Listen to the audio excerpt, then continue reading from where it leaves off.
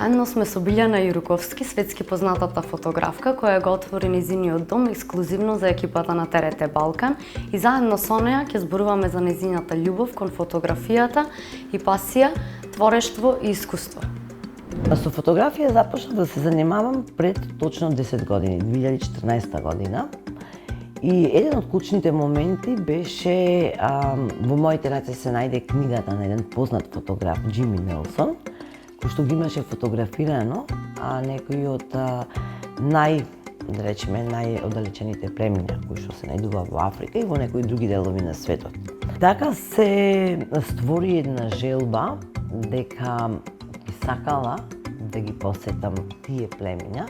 Значи, првично беше интересот кон племињата. И после тоа, значи, кон нивните култури, различни култури, нивните традиции, церемонии. Тоа беше еден клучен момент кај што правам одлука дека сакам да започнам да се занимавам со фотографија и специфично фотографија само на домородни луѓе кои што си ја имаат зачувано културата и традицијата. Ајде да видиме како таа го доживува нејзиното искуство и поминатото време во Африка. Можам да речам дека сурите, кои што се народ, што живеат во Етиопија, во Омо долината, за мене досега се најинспиративните луѓе кои што постојат. И слободно можам да речам дека од нив имам научено премногу работи. Тие се моите ментори. И имаат доста придонесено за мојот личен развој и за мојот правец во уметноста. Од причини што јас не само што фотографирам, исто така и сликам. Работам на со сликање на платно, на канвас, исто така со сликање на текстили. Специфично за Бенин и причината што заминав во Бенин беше да фотографирам некои од вуду ритуалите. Беше интересна експедиција. Вудуто е верување дека се она што не обкружува фактички има душа. Значи, тука зборуваме за камењата, зборуваме за планините, за реката, за дрвата.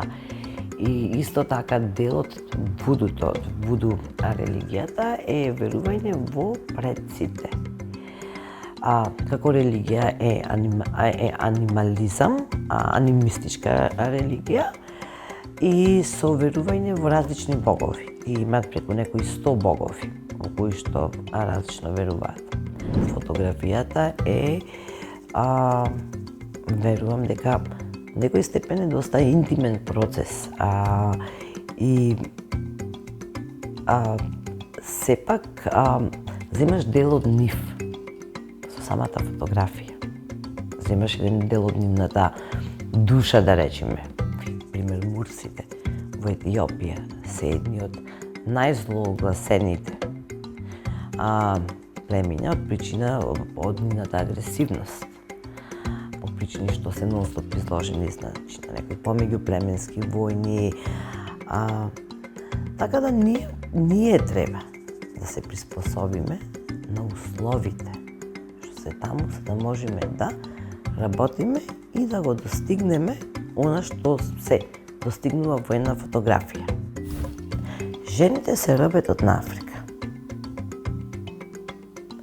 Тие се одговорни за фамилијата, за одгледување на децата. Жените се истовремено и уметниците. Тие се они кои што ги изработуваат тие накити, тие се они кои што ги градат исто колибите или нивните куќарки, додека мажите се претежно се грижат за добитокот. Како жена, секој пат сум била прифатена во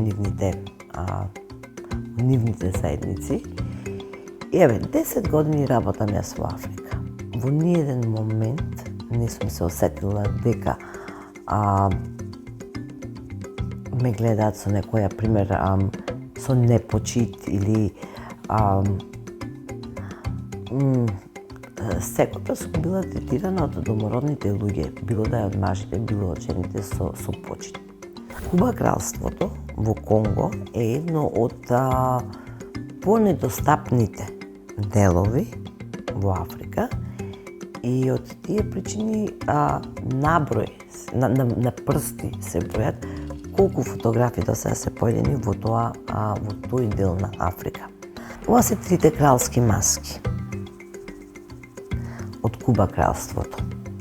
Овие три маски се подарок од принцот на Куба кралството, од причини што јас бев третата жена во целиот свет што има влезено во тој дел на Конго и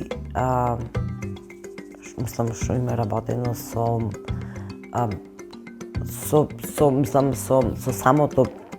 самиве домородни луѓе.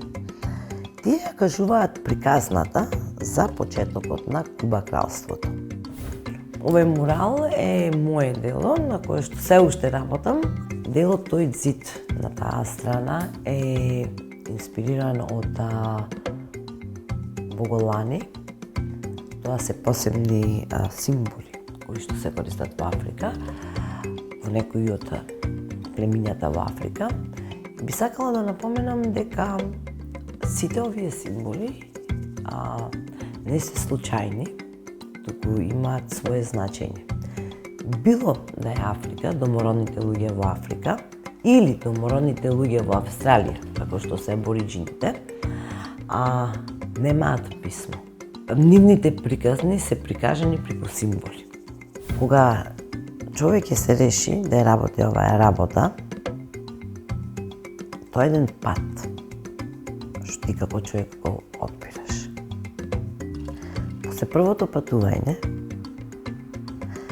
се решаваш или престануваш или продолжуваш напред.